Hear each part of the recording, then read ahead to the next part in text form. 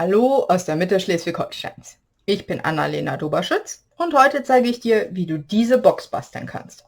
Sieht so erstmal nach quadratischer Standardbox aus, aber das Besondere daran sieht man, wenn man die Box öffnet.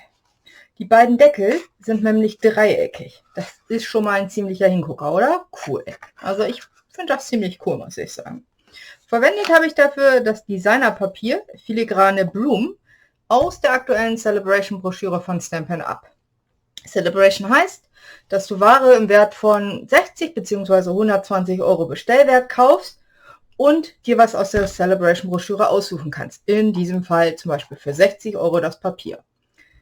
Die Verzierung habe ich mit dem Stempelset Wüstentraum und den passenden Stanzen gemacht. Kostet etwas über 60 Euro, wäre das Papier schon gratis dabei. Und wenn dir die Celebration gut gefällt, die Broschüre, ist ja nicht nur dieses, hier gibt es auch andere Sachen. Ich habe an einem Blockhop teilgenommen. Ich verlinke dir meinen Blockhop-Beitrag in der Beschreibung vom Video. Dann kannst du dorthin klicken und dir die anderen Beiträge von den anderen angucken. Für noch mehr Ideen. So, und zu guter Letzt, die Idee für die Box habe ich von der Papiertante NF Nordfriesland, Sonja Schulte. Die hat sie Dreiecksdeckelbox genannt. Das finde ich ist ein ziemlich guter Name dafür, Dreiecksdeckel. Und habe allerdings meine Maße auf gute Zentimetermaße umgerechnet, weil sie in Inch gerechnet hat.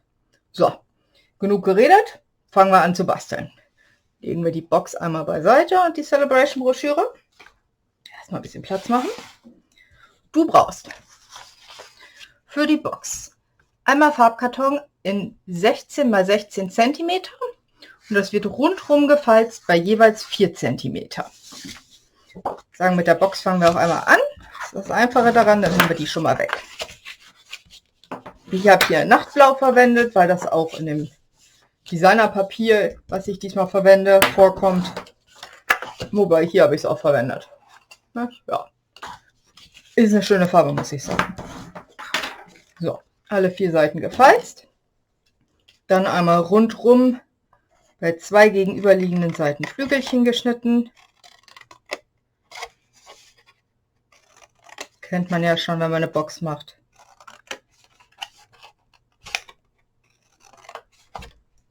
Und so ein bisschen einschrägen, damit es nicht so aufeinander steht, das Papier, und nicht irgendwo überragt an der oberen Kante. Braucht auch nur so ein bisschen sein.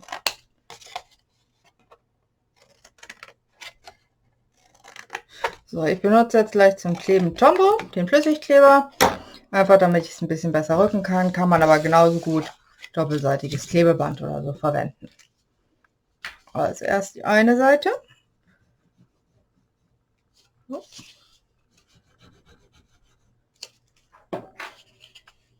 Und dabei darauf achten, dass diese Kante auf diese Kante genau auftrifft. Dann gut festdrücken und die andere Seite genauso. Na, damit das hier schön Kante auf Kante ist. Und dann die andere Seite auch noch. Das geht wirklich ganz schnell, so eine Box zu machen.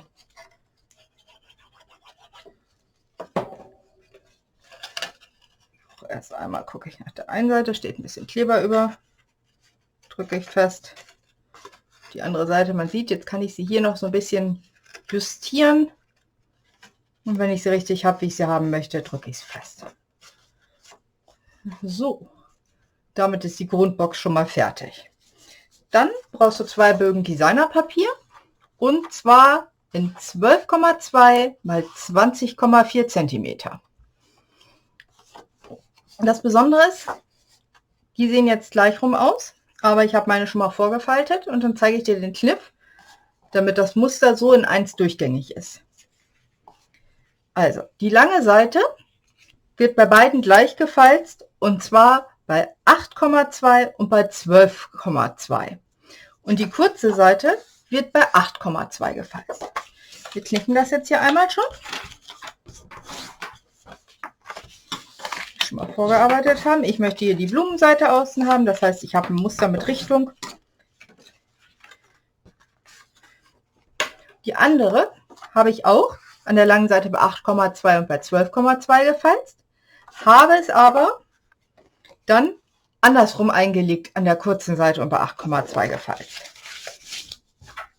Das liegt daran, weil ich halt dieses Blumenmuster nicht möchte, dass das einmal auf dem Kopf steht, sondern dass es in die gleiche Richtung geht. So, jetzt wo es gefalzt ist, kann man das ganz gut sehen. So ist das Blumenmuster geht. Ich glaube, ich habe das sogar aus einem Stück gemacht. Ah, doch, das. So. Das heißt, ich habe einmal hier die kurze Seite gefalzt. Nicht die kurze Seite, ich habe hier einmal das schmale Stück und einmal unten das schmale Stück. So. Dann drehe ich es um und falze diese Ecken, klinke sie nach innen, dreieckig. Aber so, dass sie nicht exakt auf den Falzlinien die beiden Kanten kommen, sondern ganz knapp davor, so 1 Millimeter davor. Das ist dafür, damit das nachher nicht aufeinander aufstößt. So, guck mal, ob man das sehen kann. Ja, doch, also es ist wirklich genau vor der Kante habe ich aufgehört und das davor beendet, sonst wird es da drüber liegen. Und das mache ich mit der anderen Seite auch. Dass es wirklich davor endet. Das ist einfach nur so ein Millimeter davor. Das ist, damit das hier, wenn das gleich hochgeklappt wird, diese Kante da nicht so drauf stößt.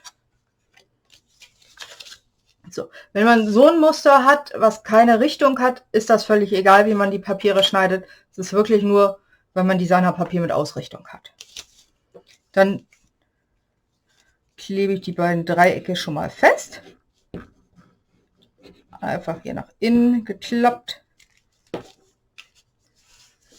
Gut festgeklebt. Die andere Seite auch. Und mein Tombow will langsam nicht mehr. Hier mal was ganz Neues.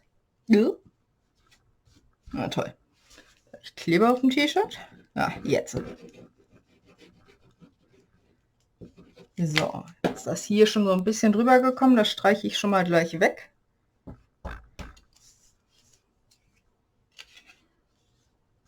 Boah, klebt hier aber auch gerade alles bei mir.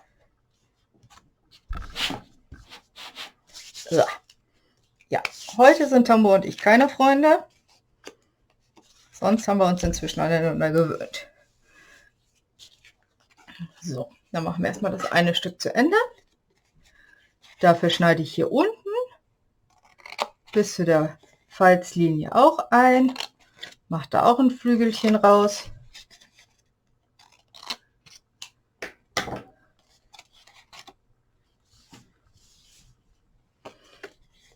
Und dann schaue ich,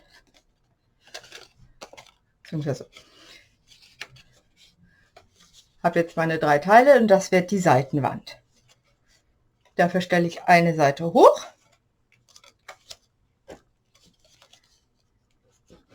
Mache hier auf mein Flügelchen auf die Innenseite. Klebe, stelle es hoch. Ja, ich stelle es wirklich hoch. Und klebe von außen den Flügel dran. Den verdecken wir mit dem Licht gleich. Das ist nicht schlimm, dass der jetzt gerade zu sehen ist. Dafür kommt nämlich die Längsseite drauf. Wird auch hochgeklappt. Und auf die andere Längsseite draufgelegt. Einmal wieder ein bisschen ausgerichtet, geguckt, wo es ist. Glatt gestrichen. Und dadurch haben wir nämlich innen eine durchgehende Seite, ohne dass man den Flügel sieht. Und von außen genauso. So, und damit haben wir schon mal ein Dreieck fertig. Ihr seht, die Blumen sind hochkant ausgerichtet. Und jetzt machen wir das Ganze an dem anderen nochmal. Also, einmal die Ecken reinklicken, 1 Millimeter vor den Falzlinien enden, feststreichen. Andere Seite genauso.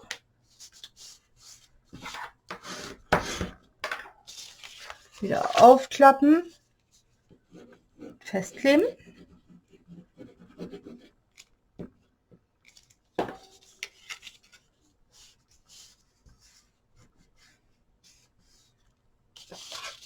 Und die andere Seite auch.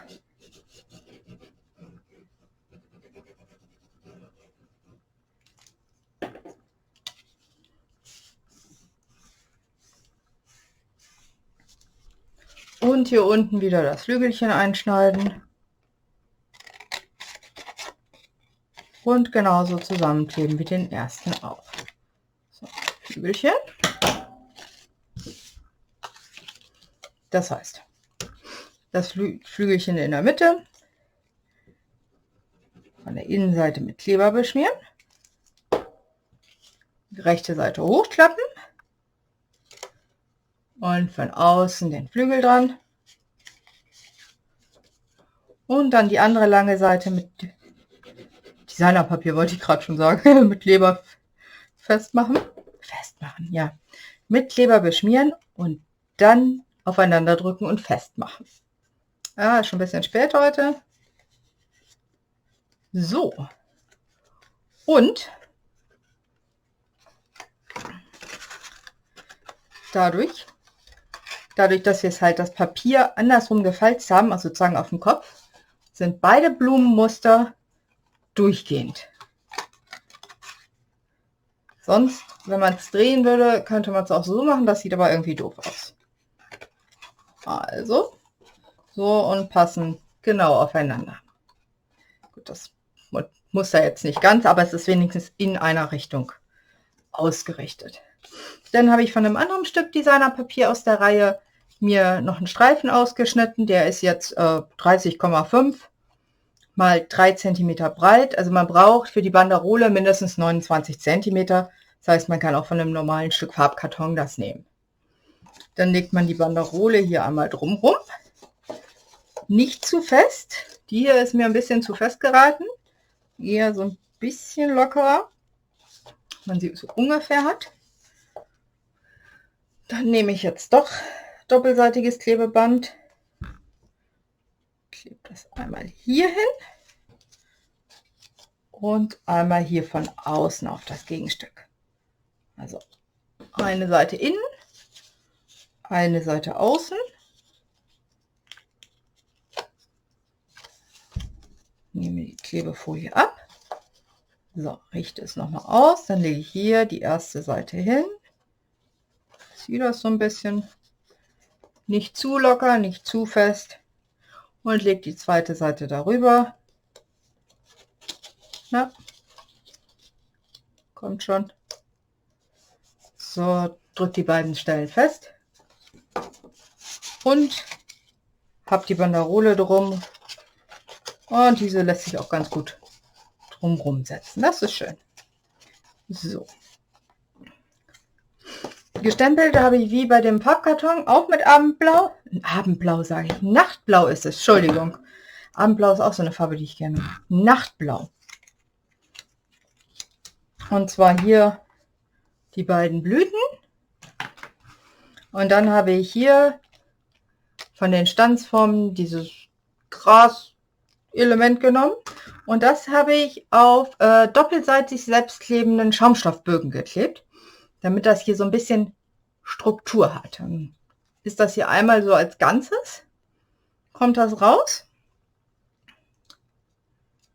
Wenn ich das abnehme, hoffe ich, dass dann die ganzen Elemente, nein, die wollen natürlich nicht mit raus. Es sind halt noch diese Elemente drin.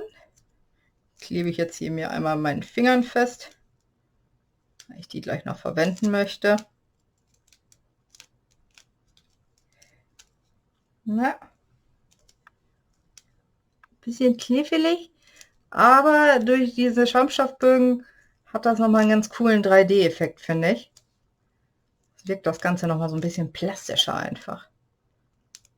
So, und hier noch das letzte Stück raus. Und vor allem, man muss jetzt nicht versuchen, hier Flüssigkleber aufzubringen, ohne dass man und den dann noch womöglich verschmiert. So. Das klebe ich dann jetzt hier auf. Und hier sieht man es. Ja, da habe ich noch so ein paar von diesen Innenelementen einfach noch mal weiter verwendet. und habe die hier einfach nochmal drauf geklebt. Beziehungsweise den klebe ich gleich unten drunter. So, dass das noch mal ein bisschen höher alles kommt. Die beiden brauche ich nicht. Dann klebe ich das hier drauf, gucke, wo kommt mein Kleber ungefähr hin. Auch dafür nehme ich doppelseitiges Klebeband. Ein Streifen ist ungefähr, den legen wir mal beiseite. Ungefähr ist 3 cm breit. Das heißt, ich mache hier in die Mitte 2 Streifen doppelseitiges Klebeband.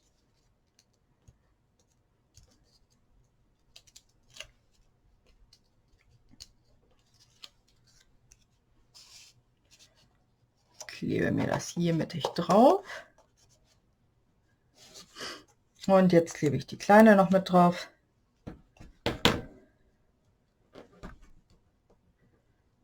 Ich kann auch ein bisschen mehr Kleber haben, damit die überall hält. An allen Ecken und Enden.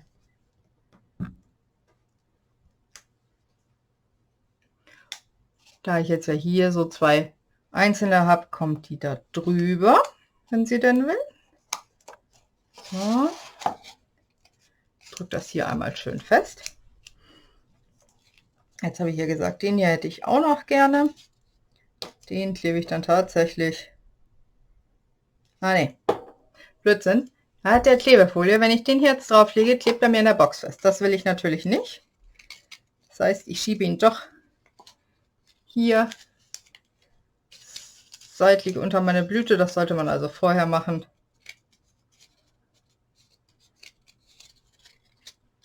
Sonst wird es ja an der Box festkleben. Ne? Komm her. So.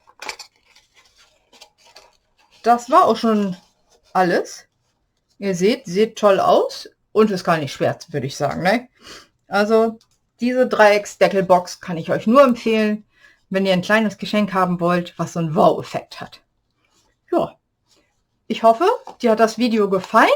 Dann lass mir gerne einen Daumen hoch und einen Kommentar da.